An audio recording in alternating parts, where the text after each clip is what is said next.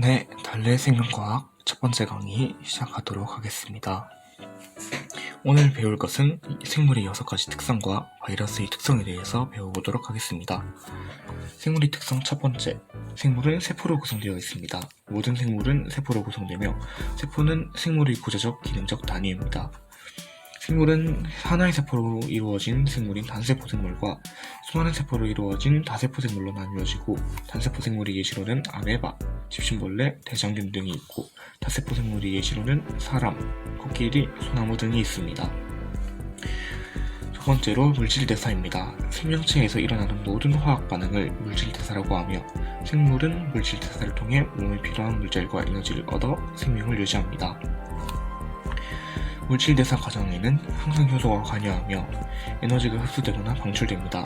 그리고 물질대사는 동화작용과 이화작용으로 구분됩니다. 우선 동화작용은 간단한 물질을 복잡한 물질로 합성하는 것을 의미하고 에너지를 흡수합니다. 예시로는 광합성과 단백질 합성이 있습니다. 그리고 이화작용은 복잡한 물질을 간단한 물질로 분해합니다. 그리고 에너지는 방출합니다.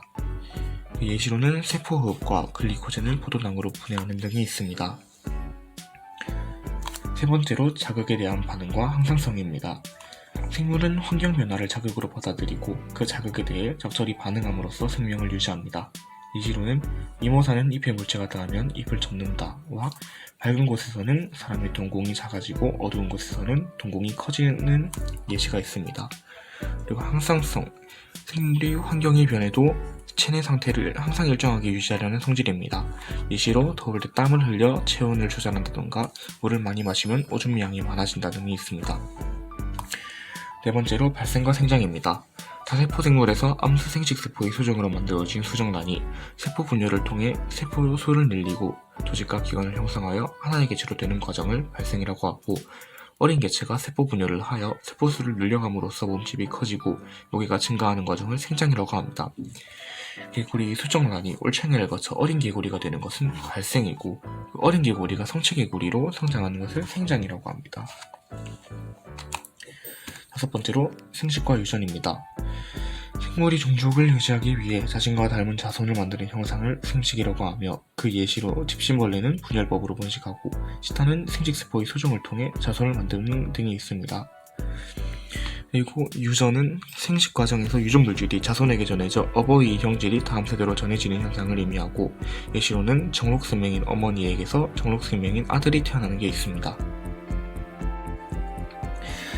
여섯 번째로 적응과 진화가 있습니다.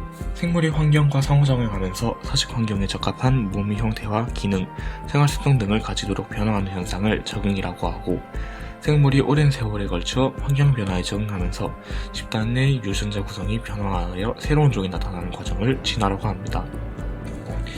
적응과 진화의 예시로는 선인장의 잎이 가시로 변해 무리 손실을 최소화하는 것과, 갈라파고스 군도에 사는 핀치들이 부리 모양이 섬에 따라 조금씩 다른데 그 이유가 각 섬의 먹이의 환경에 적응하여 진화한 결과가 예시로 들 수 있습니다.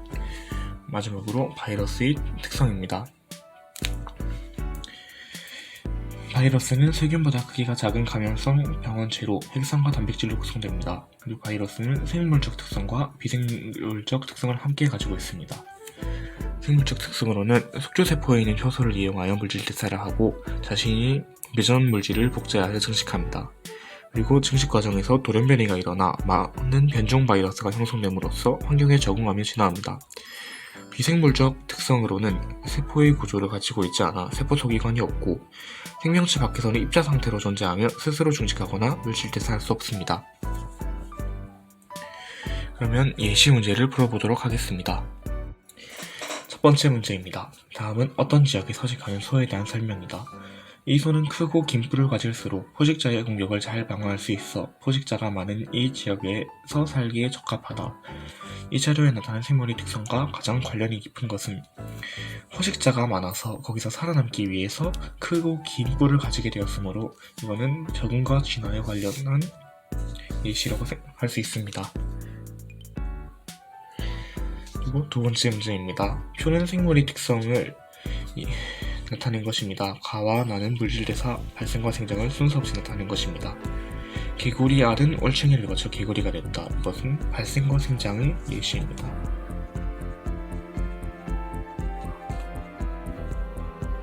그리고 식물은 빛에너지를 이용하여 포도당을 합성한다는 물질대사의 예시입니다.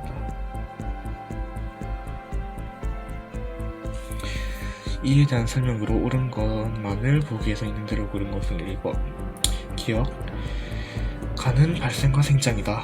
맞고 2번 A에서 효소가 이용된다. 물질 대사는 항상 효소가 있어야지만 일어날 수 있습니다. 생물 내에서는. 다음에 적은과 진화의 예시로 가량잎벌레의 몸의 형태가 주변잎과 비슷하여 포식자의 눈에 띄지 않는다.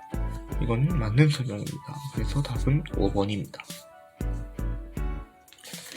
마지막으로 문제 한 개만 더 풀어보겠습니다. 표는 강아지와 강아지 로봇의 특징을 나타낸 것입니다. 강아지는 낯선 사람이 다가오는 것을 보면 짖는다. 사료를 흡수하여 생활에 필요한 에너지를 얻는다. 강아지 로봇은 금속과 플라스틱으로 구성된다. 건전지에 저장된 에너지를 통해 움직인다. 이에 대한 설명으로 옳은 것만을 보기에서 있는 대로 고른 것은 강아지는 세포로 되어 있다. 네, 맞는 설명이고 강아지 로봇은 물질 대사를 통해 에너지를 얻는다. 강아지는 건전지에 저장된 에너지를 통해 움직이는 것으로 물질 대사가 일어나지 않습니다. 기억과 가장 관련이 깊은 생물의 특성은 자극에 대한 반응이다. 낯선 사람이 다가오는 것을 보고 짖는 것이므로 자극과 반응이 맞습니다. 그래서 정답은 3번입니다. 네, 그러면 오늘의 퀴즈로 첫 번째 이 문제를 오늘의 퀴즈로 내고